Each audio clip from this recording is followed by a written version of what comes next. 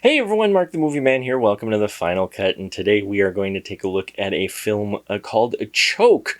Yes, it's not to be confused with the film Choke that came out a few years ago. No, this one is brought to us by Gregory Hatanaka, who gave us Samurai Cop 2. Now, this film is definitely different in tone and approach than that film. Gregory Hatanaka also wrote this script about two individuals. We have a serial killer named Brandon and Robert, who is a detective who's down and out and has trouble with his relationships. His ex-wife, he wants to get back together with her, though he's screwed things up majorly. He has problems with relationships in general with women. And then, you have Brandon, the serial killer, who has to kill women in various ways because he's definitely got some serious issues, including a slight drug problem with salts. And we see how these two individuals end up colliding thanks to them having the relationship with the same young woman, though they don't realize it for most of the film.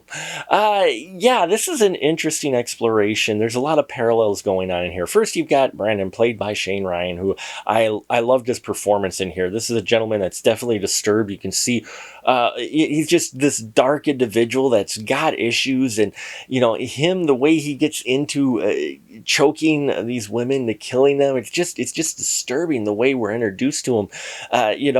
At no point is this guy really appealing, but then he meets this young woman on a train.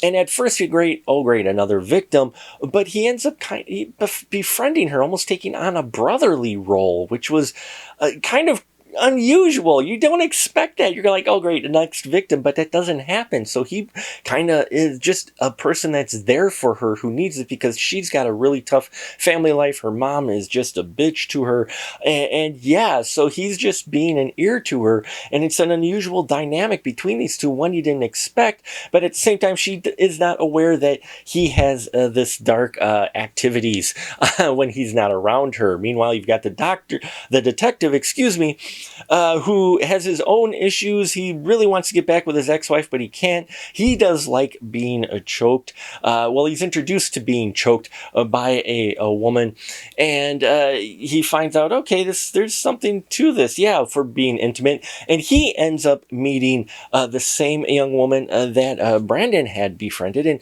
their relationship takes a little bit more intimate approach to it. So you've got the friendship and the intimacy, and so you got an interesting parallel there, and both involving choking, especially with the young woman, who's fantastically played by Sarah Bryan. I loved her performance in this.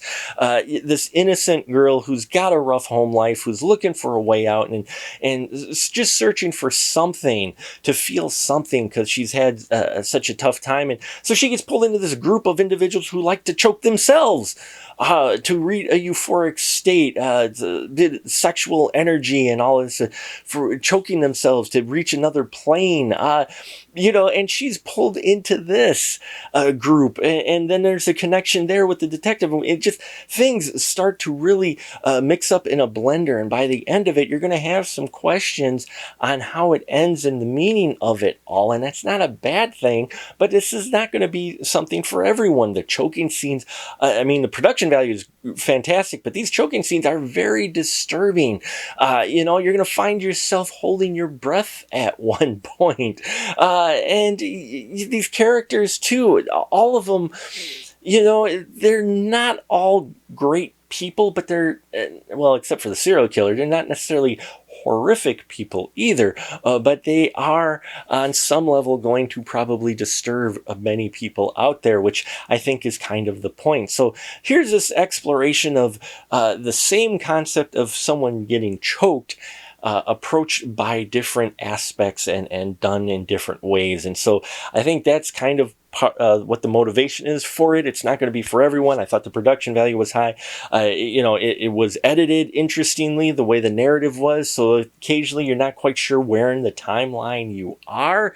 And the other confusion I kind of had was the casting was very similar for the two roles, the detective and the serial killer. I mean, yes, you can tell there's a difference, but at times the way the camera was shot, they almost make it feel a little bit like, okay, where is she? who is she actually with? So, yeah, there's a little bit of ambiguity done in there. Again, all on purpose, I think, to make you think. So if you're curious about it, you can check it out. If you're a fan of Shane Ryan, especially, I think he does fantastic work in here. But if you're going in expecting Samurai Cop 2, you're going to be sorely disappointed. So there you have it, folks. Choke, if you do see this film, leave your comments down below. Love to hear your thoughts. Check out our Patreon. We got a lot of great stuff there, more stuff all the time. And subscribe so you don't miss out on all the new reviews coming yet this month. So I thank you for your support, and until next time, remember, keep that ticket stub